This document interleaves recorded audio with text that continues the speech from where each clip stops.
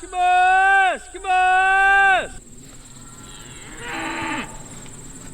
We're calling the cows, and they may come over here, and he'll feed them some DDGs and he'll spray them for flies. If it was earlier in the day and they were hungrier, they would come pretty easy. But it's, you know, it's 10 o'clock, it's starting to warm up. They just got turned into this section of the pasture, and there's pretty good grass here, so they're not hungry, and not hungry at all. And they're, you know, they're like on in a really fresh area, and with the heat, come on! They've probably been eating all morning, and they're laying in the shade right now, so they don't want to get up and come very easy. That one sounds like she's coming.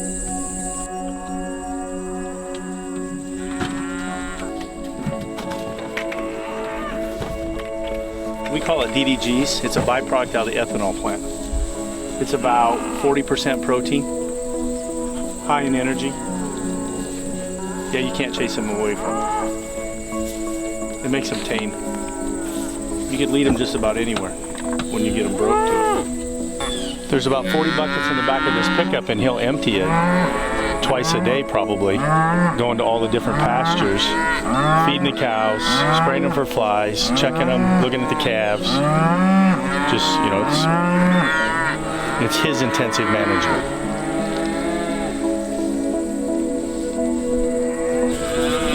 It's his Nirvana.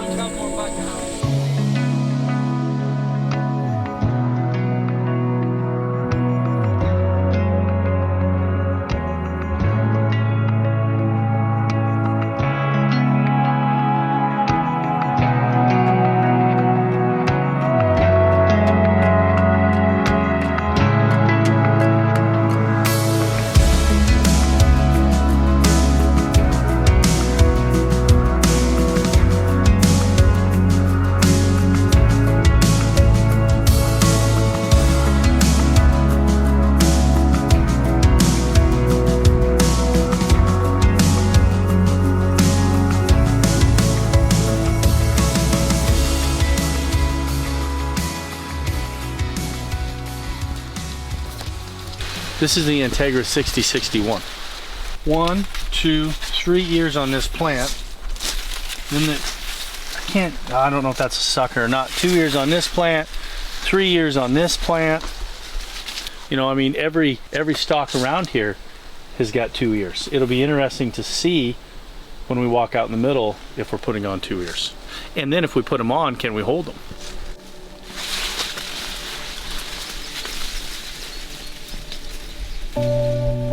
For Kelly, setting a new Iowa corn yield record has always come down to a simple math equation.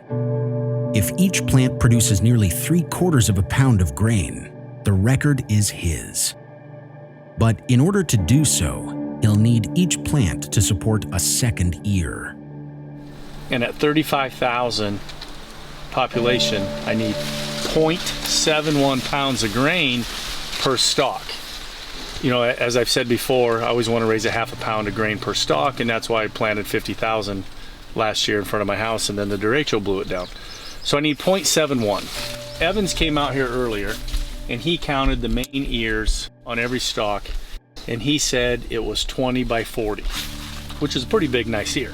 That's 800 kernels on the main ear, 800 kernels. Take that times 35,000 for your population. We were estimating 75,000 kernels per bushel. That works out to be about 0.6 of a pound of grain, and we need 0.71. This second ear needs to be 153 kernels per stalk, which isn't really very many when you're looking at 800 on the main one. So mathematically, it looks like we have the ability, like we're setting the stage here. We'll just have to see if the sunlight holds out. Obviously the irrigation will hold out, but will the sunlight hold out, and will the plant feel comfortable enough to put that on? We've got the stage set here, the math is set here. We'll see if we can do it. I mean, this is pretty exciting. When you're talking 12 out of 12 plants have a second ear, and they need to have 153, you know, 160 kernels, that's not very many. I don't know how much of this second ear pollinated. This one did a little bit. That'll be interesting, and of how many of the second years pollinate we can keep. This second year pollinated, this one pollinated. Silks are brown. You know, some of the, like up here, all these silks are brown, all these silks are brown, all these silks are brown. Well, you know what? How many do you think here? 35% of those silks are brown. Every one of those silks is attached to a kernel, and you have to pollinate the kernel to get it to be viable, to grow. So far, so good. I didn't even want to walk out here because I didn't want to be disappointed. I'm excited.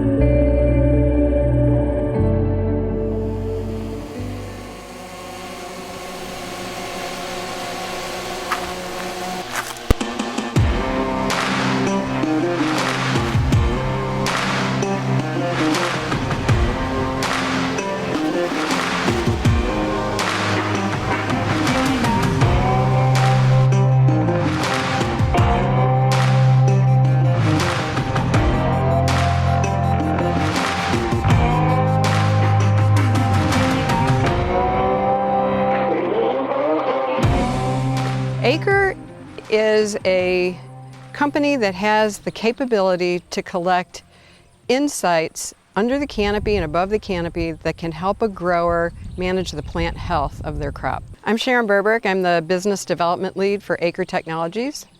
We're a digital ag company that's headquartered in St. Louis, Missouri.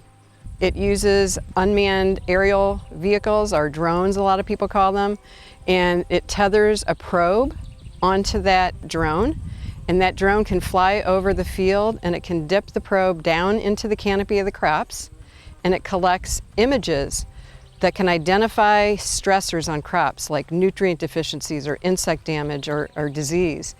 And it takes that information, those images, and loads them up onto our platform, and then reviewed by our agronomy team, and then shared with the grower whose field we flew. So this one has less red, but look at the areas you told me are harder to manage. And here's the interesting part where it's more, there's two varieties of corn there. So the drone is just the vehicle. There's nothing fancy with our drone. We didn't set out to be a drone company. We've got a computer controlling a computer. You hit the go button, the probe tells the drone what to do. And so it's a handshake. The probe goes out, or tells it to go up, and then once the drone gets to the location, it says it's ready. Whenever it takes a picture, it's gathering all the data constantly.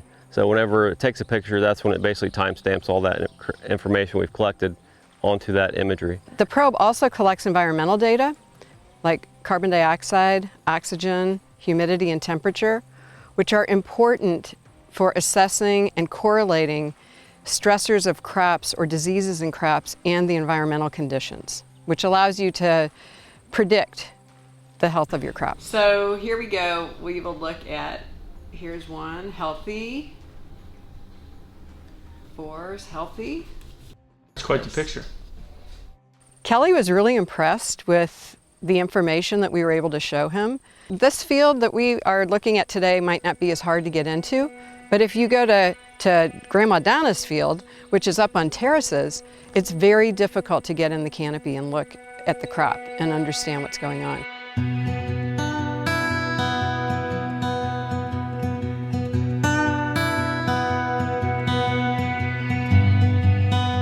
The actor Will Rogers once said, "The farmer has to be an optimist, or he wouldn't still be a farmer." I would say we're at the start of the fourth quarter, to use a football analogy. I think we have a chance. You know, we have to produce enough kernels to be able to get there, and then we have to make the kernels big enough to get there. So right now, what's exciting to see is that I feel like we're going to produce enough kernels. What we do in the fourth quarter of the ball game is make those kernels big enough to get there. So we have enough kernels. That's a huge hurdle to overcome. I think we're going to have enough kernels.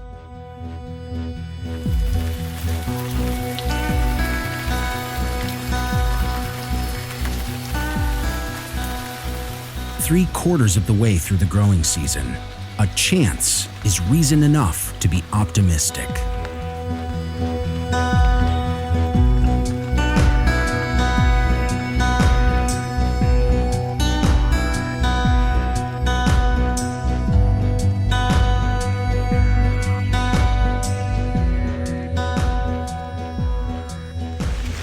Wingrove has some Dow City and Dunlop blood in him, so you know he's as full of as much shit as I am, Chad. Really? Yeah, oh yeah.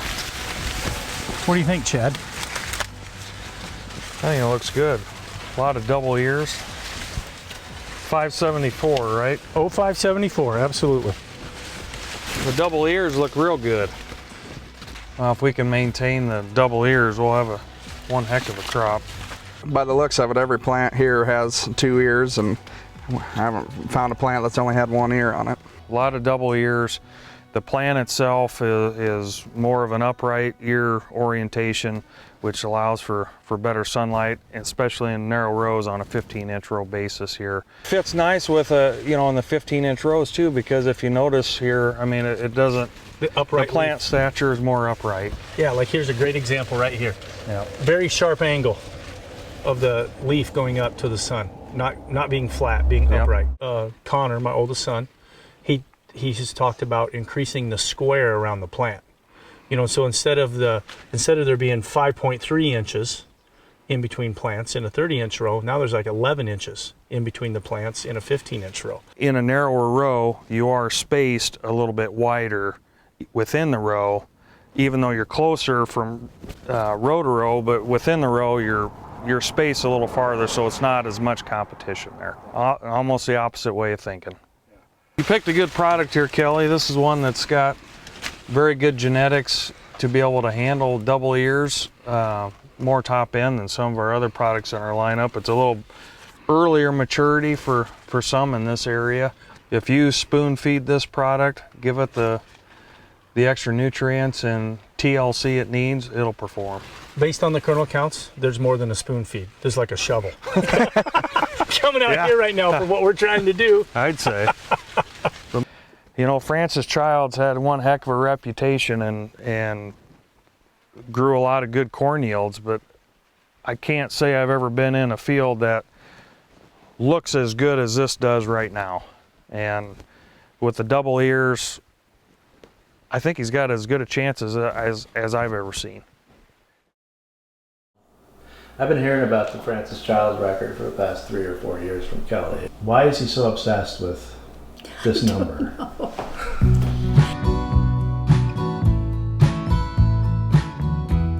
Well, he's had some success in the National Corn Growers deal, and he just like having a good hand of poker, You get one good hand and you want to get another good hand, and he had 357 bushel up there at the Kiner place. I didn't think that would ever be possible up there. He just has that desire inside, that the challenge I think he likes, and I think he wants to help feed the world, and make progress in whichever way he can.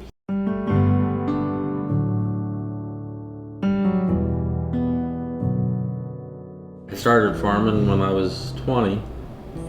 So it'd be almost 56 years. Mm-hmm. He always loved farming. I can remember in high school when we dated and stuff, that was pretty much his focus, was farming. He's always been really dedicated to it. Kelly's told me once that you're his idol when it comes to farming. Really? Yeah. My dad is a salt of the earth guy. Growing up, he was my hero. And because of his character and the way he carries himself and does things, he's still my hero today in many ways.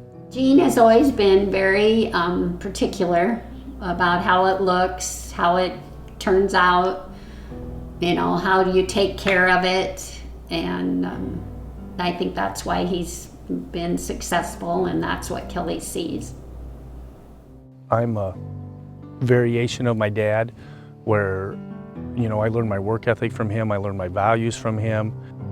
My dad just wants to go do good, solid work all the time, and he wants to raise a crop, and he wants to enjoy life and enjoy his cows, but he doesn't really care if we set the record or not. He's going to think it's cool and fun and things like that, but if I wasn't here, he wouldn't try to do it. He would just go farm and enjoy his life. Well, you always wanted to have good corn, but there's never no thought of having a record, no. Setting the record, as long as you don't put too much into it that you're spending more than you're going to get back on it. That's, to my, would be the best, you know. Every generation has expanded the operation. You know, my grandpa made it bigger than my great-grandpa. My dad made it quite a bit bigger than my grandpa. And my dad and I together have made it a lot bigger.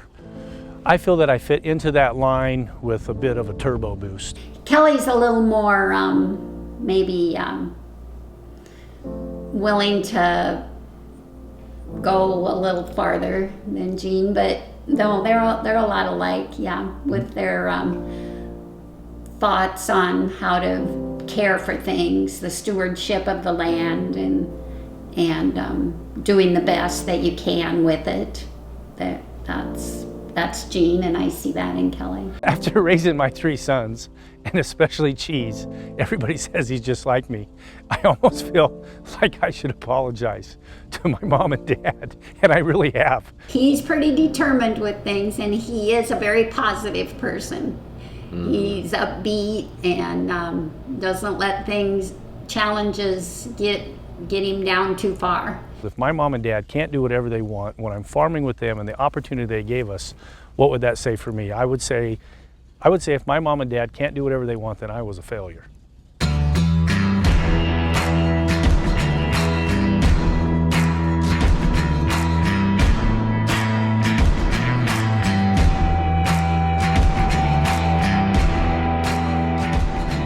You got to be in the video.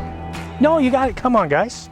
What is going on with this cowboy hat here? Mike Wingrove was wearing one, and he told me they're like $20 at Baumgart's, and I look really sexy, so I decided to wear it. $20 is too good a deal to pass up. Yeah, Fairly confident in the sex appeal. for sure. What about with the shirt unbuttoned too? Does that help? It's hot. Real lack of confidence. It'd be cool to beat the record. I don't know about the whole video in it. That doesn't really affect me. I don't know. Be a little bit happy, I guess. I'll act like it. I'd be happier if his arm was healed up so we didn't have to hear about it every day. That would be better. Yeah, let's get out of here. Let's skedaddle. You're uncomfortable in front of the camera, big guy? Come on, put this together. All right, let's go. Putting something together? I thought we just had to feel. Let's go. Oh, we just had to fuel up and turn it on.